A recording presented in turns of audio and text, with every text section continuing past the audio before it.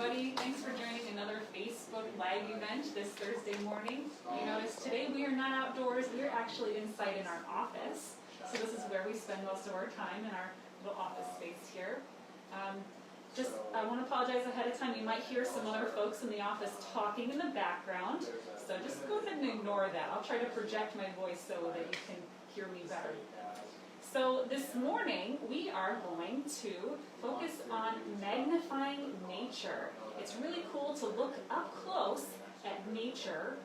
When you normally are outside going for a hike, you're not able to see things up close. But when you're indoors, you can really see up close with a magnifying lens what some of this stuff looks like when you magnify it. So it's really kind of cool to see the structure and think about, okay, how does this animal or plant, how does its structure function in its habitat? So I have a little magnifying lens here that actually clips onto the smartphone, and you can get these anywhere. You can get them online. I got this when I attended a Riverwatch training session a couple of years ago. We were using these to identify little insects. So I'll put this on. Okay. How's that? That looks pretty good. Okay, so now you can kind of see the inside of the magnifying lens. And just to show you real quick, I'll zoom in on some letters on my paper. And that is what the magnifying lens looks like when you zoom in on letters. Now let's zoom in on a snail shell. So check it out. This is a snail shell. The species, I'm not sure what species it is. Oop, my little camera moved. There we go. Okay, there we go. This is a snail shell. So check out those little ridges that run kind of perpendicular to the spiral shape of the snail shell. Those little ridges are the growth rings on a snail shell. So snails are not actually born, or they're not actually finding new snail shells as they grow. They are actually born with their snail shells. And they're just really tiny snail shells that are really not shaped yet. And as they get older and bigger, they excrete this mucus from their bodies that hardens. This calcium carbonate is part of the mucus, and that is what hardens and creates the snail shell on the outside of the body. So this is their exoskeleton. And there's a couple different kinds of snail shells. Oh, here's the other one right there. So you can see this one has kind of a vertical shape to it. Oh, there's a little bit of sand. That's kind of cool to see under magnification too. And so some snail shells are left-handed, some are right-handed. There's inside the snail shell. And this one here is a right-handed snail shell. You can tell when you look at a snail shell vertically. Its hole pops out on the right side of the snail shell. So that is what a snail shell looks like. Pretty cool. Now let's take a look at a butterfly wing. I know this is really neat to see. Really up close. Check that out. And I'll try to hold the camera really still. So you can see on the butterfly wing these little tiny scales. These little scales make up the coloration on the butterfly wing. They also help with the airflow as the air flows over their wing. The coloration of a butterfly wing, if you can recognize this color, you may be able to guess what species it is, or at least narrow it down. This is a monarch butterfly.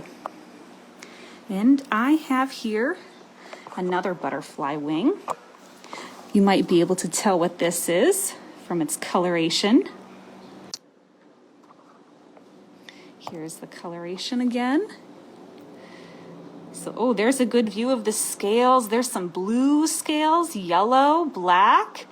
This is a tiger swallowtail. So that is one of my favorite things to look at real close under a magnifying lens. Okay, this is another one of my favorites. This is a fossil. I just found this fossil in Joe Davis County here. I think I was right along the Apple River when I found this.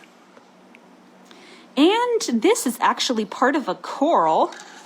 Here, let me move it over here so you can see better. This is part of a coral, and this actually lived at the bottom of a shallow sea. About 480 million years ago, when Joe Davis was part of that shallow sea, all of these coral and aquatic life would live here, and now we can find their bodies in fossil layers in the sediment. So that is really cool. Here's another fossil that's found in this area. This is another similar fossil. This is also a coral. It's a branching coral, but it's a little smaller. And you can't see those holes as well. The holes here in this fossil, this inside each one of those holes is where a fleshy little body would live, and then they would excrete the calcium carbonate from their body and create this coral structure. So that's kind of neat to see. Let's see. And the last thing I want to show you here is a feather. If I zoom in close to a feather, you can see this main stem here on the feather. This is called a quill. And this quill has barbs coming out of it. Each one of these barbs coming out of the quill provides the main structure for this feather. And then off of those barbs are more little branches coming off called barbules. And the barbs and barbules can be all different structures and densities. This feather here happens to be actually a chicken feather. But if you were to have, let's see, like a downy feather, like from goose, it's downy goose feathers, that would be very, fluffy, and they wouldn't really zip together. If you've ever zipped and unzipped a feather before, though you know that those down feathers, they don't really zip together very easily. But these flying feathers, they zip together pretty well. So that's just a few neat little things to see up close. I'll take my lens off here. Okay, so that's just a few little neat things that you can take a look at up close. What I like to do is when I'm hiking around with kids or families, maybe I'll take this lens, but more often than not, I usually have binoculars with me. And sometimes we're looking for birds, but sometimes it's too windy or just not a good bird day. You can take your binoculars and flip them around backwards, and you can look up close. So put one eye up on the larger part of the binoculars and look really up close. It acts like a magnifying glass. So try that little trick with your kids. It's a really fun thing to do when you're outside hiking around. And it kind of gets your curiosity thinking about, okay, how is this stuff structured? How does it function in the world? And why is it shaped the way it's shaped? Just kind of cool to think about. Okay, so if you guys have questions for me, now is the good time to go ahead and type them in. If you have questions later on, you can type them in. We'll come back around later on and answer your questions too. I want to thank our sponsors, the Apple River State Bank, the First Community Bank of Galena. Apple River State Bank has been great sponsors for our educational programs, so big thank you to you. And next week, I hope you guys tune in for a Facebook Live event. We are going to be live at the Horseshoe Mound, right next to Highway 20 there. We're going to be interviewing the Gale crew, the Galena area land enthusiasts. So they have been working really hard on their restoration right there on the hillside. So we're going to get an up-close look at what they have going on at Horseshoe Mound. So tune in next week and we'll have a really good show for you. Thanks, guys.